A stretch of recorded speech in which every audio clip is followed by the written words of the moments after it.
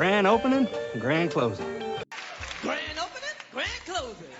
Hey, yo, just because Smoke and Stack are running bootleg hooch down to Clarksville doesn't mean you should be watching the bootleg version of the film.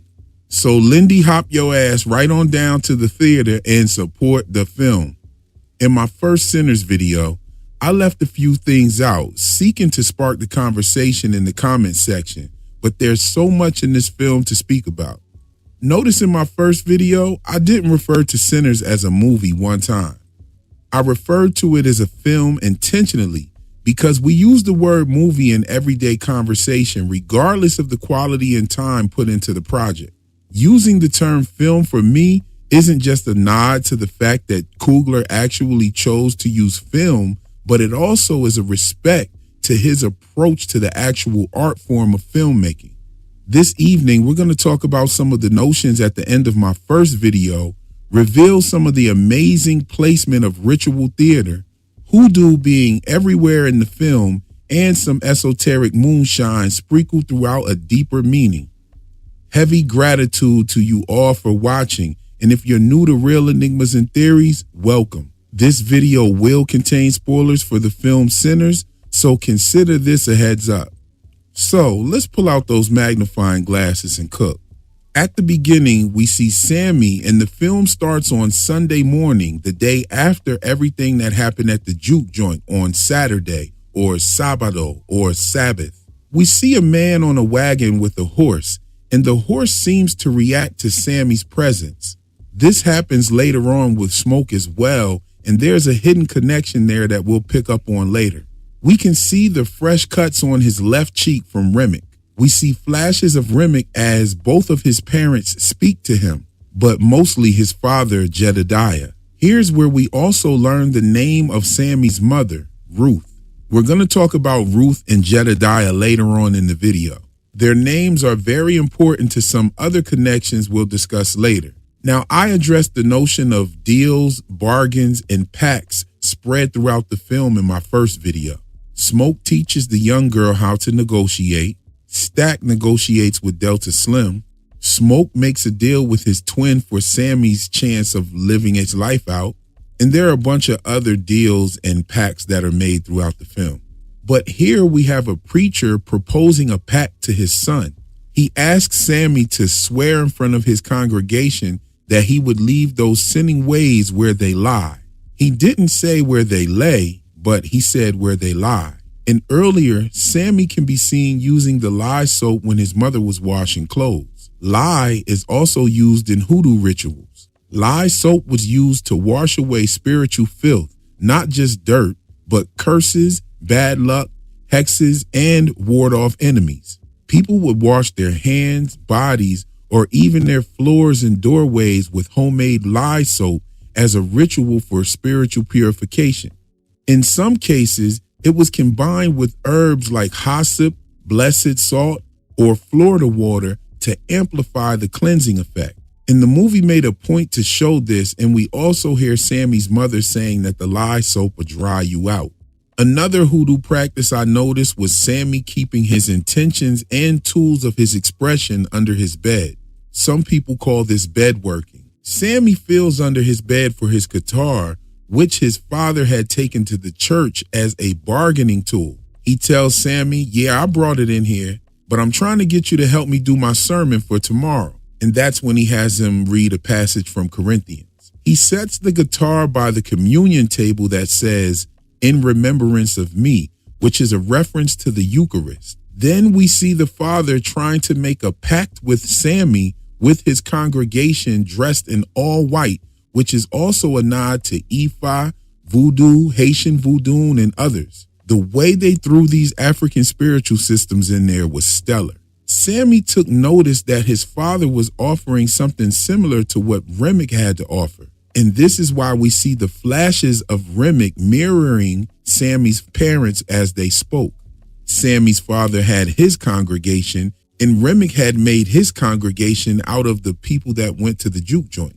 Ruth takes notice to the cuts on Sammy's face that we later see left prominent scars that were even displayed on the artwork at his club. I think this may be a nod to ancient African scarification rituals of tribal markings. Now, these tribal markings have multiple purposes and reasons depending on where and when you're from. Marks often identify tribe, clan, or family affiliation, like a passport in traditional societies. Scarification ceremonies may signify adulthood, warrior status, or marriage readiness. They also have a spiritual and protective meaning. These marks can be protective charms invoking ancestral spirits or deities. And some scars even act as a medicine believed to carry healing or magical properties. We saw some of this same scarification symbolism with Jordan and Coogler in Black Panther, as well with Killmonger.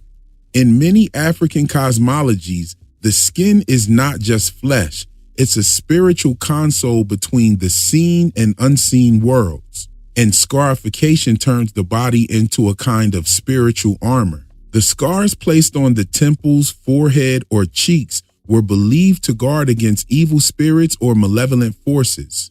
In regions like the Yoruba kingdoms, certain patterns correspond to Orisha worship, like Ogun for war or Ishu for crossroads and communication. A healer might slice a small incision at the specific energy point, like the area of the third eye or the jawline, and then rub powdered roots, ash, dry herbs to gain strength, fertility, or even healing. Now, like I said, in many of these practices, the body is more than just flesh. It's actually a living altar. And spirits like Loa can ride or possess a person, turning their body into a channel for divine energy. Veves are sacred drawings used to invoke specific Loa. They're drawn in either flour or ash on the ground. But the concept of sacred geometry as a gateway for spirits is ancient. And this scarification, in a sense, is a permanent veve on the skin. Specific shapes, patterns, and placements acted as sigils to call or repel spirits. In the Americas, enslaved Africans hid this tradition in plain sight, substituting scarification with ritual tattoos, charms carved into bones, leather, or fabrics.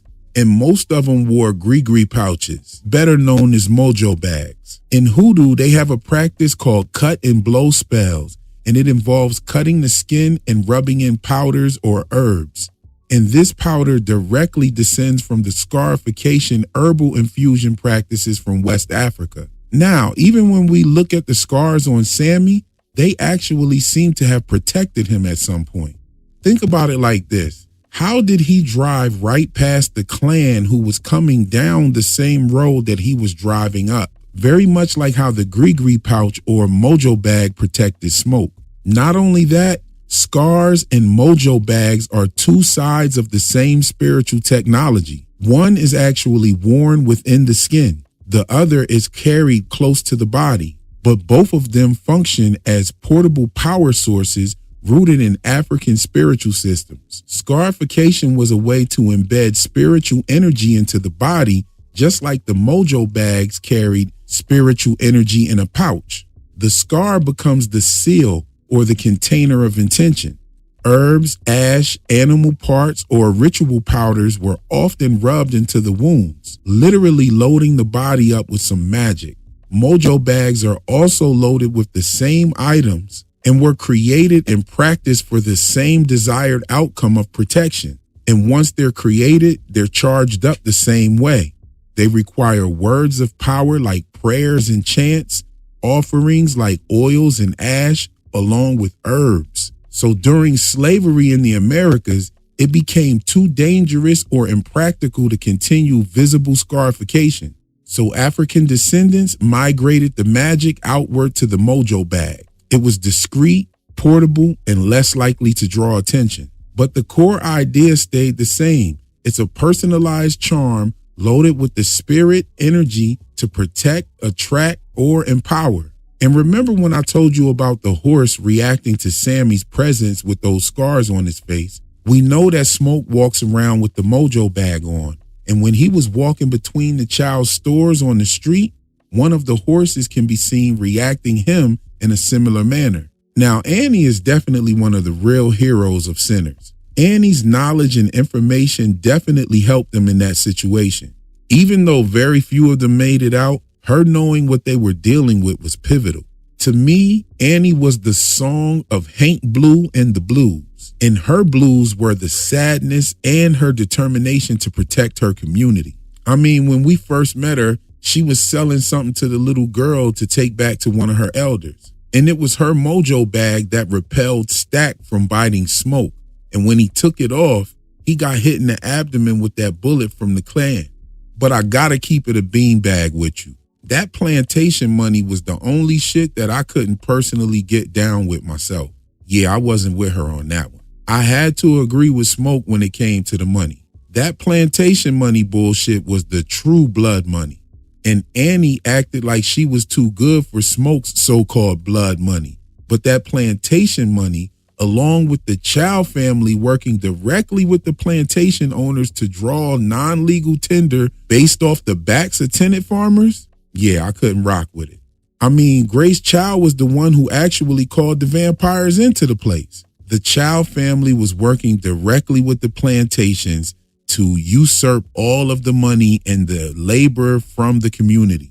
There's no way around that. And those same Chinese Americans would ostracize those of their own race who mixed with black people that they lived around and serviced for many years.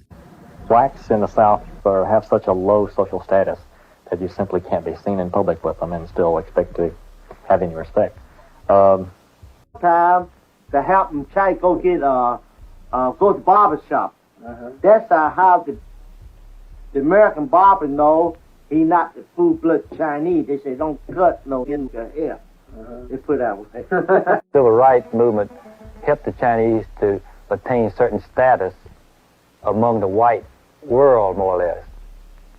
Whereas we didn't have anything gained in the black world because they didn't have nothing for us to step into. See, my people, they think that blacks shouldn't belong with Chinese people. My people want me to marry someone of my own color so that, we have our own color because of the blood. You shouldn't mix the blood up. I don't have anything against you. I don't have anything against any color. And I was raised around black people. I'm not going to turn against black people because my people told me not to. I have my own life to live. We're considered colored, but it's considered Chinese because we're only half Chinese. My father met my mother. It was right after the slaves was emancipated in the South.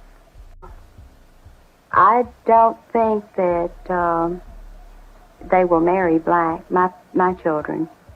Personally, I think that Chinese people tend to, you put me on the spot. Now, there's a difference between freemen and freedmen, but that's a whole nother video. The freedmen with the D were those who, after slavery, went through an indoctrination system held by the Freedmen's Bureau that taught folks how to assimilate into society and move closer to sharecropping. And they were taught to accept these private notes called plantation script. Smoke said to her that she couldn't spend it anywhere, and she said that she was staying right there anyway, and that is the very point of the plantation money. The Chows were the store that really accepted the real blood money, and they were in bed with the plantations to make good on the scripts received from the sharecroppers. I mean, you could see the box for the scripts right next to the cash register. Guilty as charged. The U.S. government didn't outlaw most private currency systems until after the Fair Labor Standards Act of 1938, which actually enforced wage protections. Even though slavery was abolished, plantation scripts kept black families economically chained to those plantations for generations. The system was totally rigged. The owners set the prices, issued the money, they ran the stores through the Chinese, and they tallied all the debts. I mean, just imagine working for Walmart and then they pay you with a Walmart gift card. I spoke more about the positioning of the Chinese in my first video. You can go check that out. Like I said, Annie was a pivotal character, and as I pointed out before, There was hoodoo symbology before she even shows up. Even when Smoke walks away from the young girl watching the truck, the song Wang Dang Doodle increases in volume and the name Caroline Dye is mentioned. In fact, the entire production is a beautiful, well-crafted cinema ritual. I have seen so much negative press about the film being demonic and that you should be careful or either steer away from it. And to this I say, to each his own. But I also feel like this is exactly the overtone expression of the film, and that's the demonization and erasure of African spiritual traditions. I believe that Sammy's father knew his son had a gift and wanted him to abandon his gift.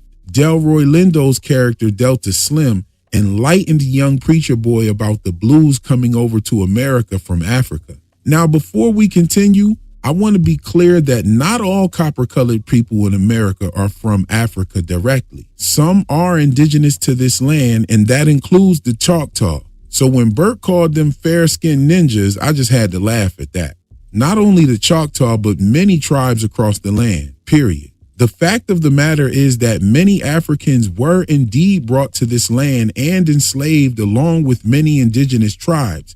And other Europeans were also at war physically and spiritually with Europeans. And the proof of this is that African customs that were practiced and mingled in with indigenous herbal knowledge was passed down through generation from generation and holistically accepted in the communities. Christian teachings were actually practiced alongside the ancient wisdom here in America and were very popular, while the practitioners were well respected and some of them were actually feared. While white Southern elites publicly condemned hoodoo as devil worship or ignorant superstition, many of them were quietly sneaking out at night to visit the very root workers who they demonized. These conjure doctors were libraries of ancestral knowledge, herbal medicine, and spiritual insight. They also treated ailments that the conventional doctors couldn't or wouldn't even address. They blended plant science, intuition, and ritual to get their results. But to maintain their public image and hold up their racist social order, these elites vilified and demonized hoodoo in the courts, the pulpits, and in the newspapers, while privately relying on it for personal healing, fertility issues, legal victories, and curses against their rivals. Now, to deepen their control over black spiritual life, white elites strategically turned the rising of black churches against root-working traditions. They funded and influenced Christian pastors to make sermons that painted conjure doctors as ungodly and dangerous. And this drove a spiritual wedge within the black community, pushing folk medicine underground and rebranding it as shameful. Back in the day, the conjure woman and the preacher coexisted as pillars of the same community. But then Christianity was sanitized and approved, and ancestral healing was criminalized and cast away. It wasn't about just religion. It was about silencing that independent power. But the story doesn't end with condemnation. White entrepreneurs saw the power and profitability of the conjure doctor's practice, a local specialist with loyal clientele, known for effective remedies and word-of-mouth success, and you know they had to jump on that.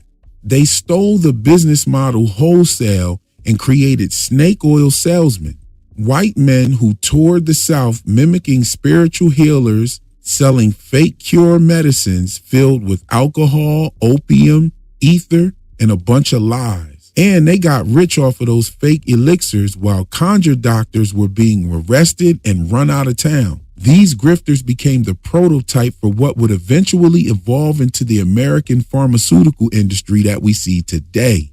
As medicine was industrialized, conjure doctors were erased from legitimacy totally. Yet, ironically, modern pharmaceutical companies built their systems on the same model.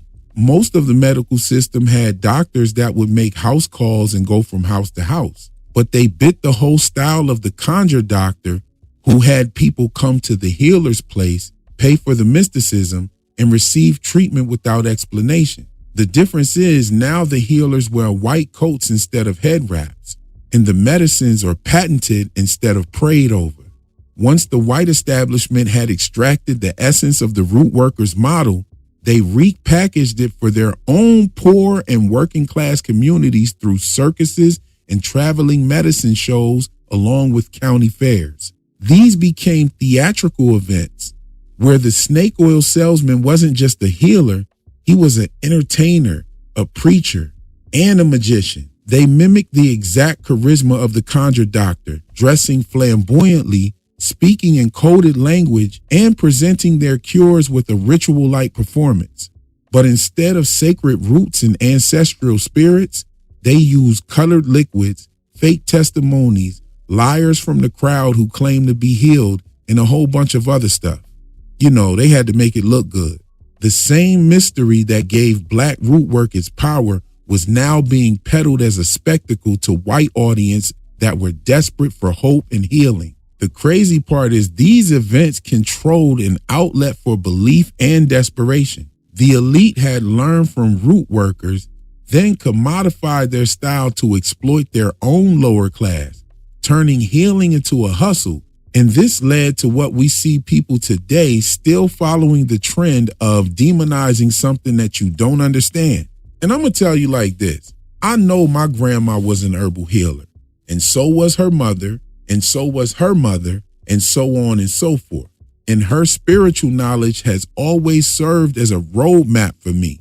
And it's obvious to me that separating us from that was one of the tricks that made many forget about traditions from their homeland, and many forget that this was their land. Very much like the positioning of other immigrant races setting up shop in the black communities to take and strip that away from them. Kugler's choice to show us that relationship was a bold statement that not only sparks a healthy dialogue, but can lead us to tools to fix a problem that still exists today. And like I said, let's make sure that Sinner's final week at the theaters is its biggest week ever. It's bigger than the opening week. The film already made history with only a 6% drop in attendance from the first to second weekend. And even if you don't like some things about this film, you can't negate the fact that the dialogue opportunities are definitely there. I mean, time period films always have a way of making us examine history and compare it to now, but Sinner takes this deeper expression to a whole nother level. Last video, I mentioned some of the Masonic symbolism, but I think it's only right to point out some of the connecting threads in this video. Cornbread was the Tyler who left his station and acknowledged the evil presence that knew him by name. The Tyler is stationed outside the closed doors of the lodge and is usually armed with a sword. He checks the credentials of the visitors who wish to enter, ensuring that they are in good standing, have the necessary signs, tokens, and passwords. He represents the spiritual and intellectual guarding and the ideal of protecting sacred knowledge from profane eyes. And his name was clearly acquired by Remick turning Mary. And this is why there was a point made to show that Mary knew Cornbread. I thought it was pretty cool that Cornbread's wife was named Therese, which means to harvest, and that's exactly what we saw her doing out there. Pearline done burned up out there with all the other vampires. I know her husband at home sitting there like, where the hell she went? But it's all good though, because if he would have seen how she was carrying on at the juke joint, I mean, yo, Pearline was for the streets. Imagine you sitting at home after work and your wife is down at the juke joint doing this. Nah, let's get back to the Masonic symbolism. We see in the Bible, you have Ruth, who was the name of Sammy's mother, was the outsider who becomes an insider. She was a Moabite widow who chose loyalty over convenience, and she followed Naomi back to Bethlehem. There she marries Boaz, a wealthy man, and then they have a son named Obed, who becomes the grandfather of King David. Then King David has a son, and his name is Solomon, who God names Jedediah. So there we have Ruth and Jedediah. And this makes Ruth the great-great-grandmother of Solomon, who would later build the first temple of Jerusalem, which is the cornerstone of the Masonic legend and symbolism. Now, you have Jedediah, better known as Solomon, who is the master builder that commissioned the Temple of Jerusalem, and placed the pillars Joaquin and Boaz right in the front. And Boaz was named after Ruth's husband. This means that Solomon literally built the temple with his ancestor's name carved into the entrance. See, even people in the Bible pay respects to their ancestors. Just think about it like this. When a mason passes through the twin pillars, Joaquin and Boaz, they walk through a living legacy of Ruth and Jedediah. In many esoteric and Masonic systems, the twin pillars, Joaquin and Boaz, are symbolically represented by the colors red and blue, just like the Smokestack twins. Here's another fun fact about the name Ruth. It's also the yellow point star in the Eastern Star teachings, which is also Masonic. Did you catch that FUBU reference? Now, in discussions about this with people who've seen the film, I've heard the notion that Remick symbolizes white predatory nature in the music industry when it comes to blues and Sammy. However, I see it a bit different because Remick never had a chance to absorb Sammy's talents. And Sammy actually went on to live his life enjoying the music industry that exploited the talents of many musicians of all cultures. And how do we know? Because they made a point to show Sammy had actually released music and changed his style to fit the music industry's sensationalism. Stack even tells Sammy that he didn't like his music as much as he liked his original style. I think that the actual vampire metaphor lies within the predatory system of the plantation scripts and the positioning of the Child family with its relationship to the so-called Black community. So there's my follow-up into the ritualistic storytelling, spiritual symbolism, and the cultural layers that make Sinners more than just a film. Coogler's use of actual film is more than just a nod to the craft. And hoodoo and ancestral magic aren't just background music flavor. I mean, everything from the lye soap to the positioning of the guitar under the bed reflects Western African traditions disguised in Southern daily life. I thought that was brilliant. Annie was one of the true heroes of this story. She was the carrier of ancient hidden knowledge and the embodiment of the blues as a spiritual language. And the Child family, their complicity in the Black economic enslavement frames the real vampirism not as a spiritual bloodsucking, but a systematic financial theft. So there you have it. More symbolism and a different look at who the vampires that were walking around in the daylight were. They were able to pass between the literal and proverbial streets. And I love how we got a chance to take a brief look at how the film displays a complex history of hoodoo. If you like this video, go ahead and do all that dope YouTube stuff for me by tapping the screen a few times. Share this video with someone who has seen the film and discuss some of the topics that I propose in this video. Hop down in the comments to get the conversation going and bring the family along. That's all for my video this evening. I'll catch you in the next one. Peace.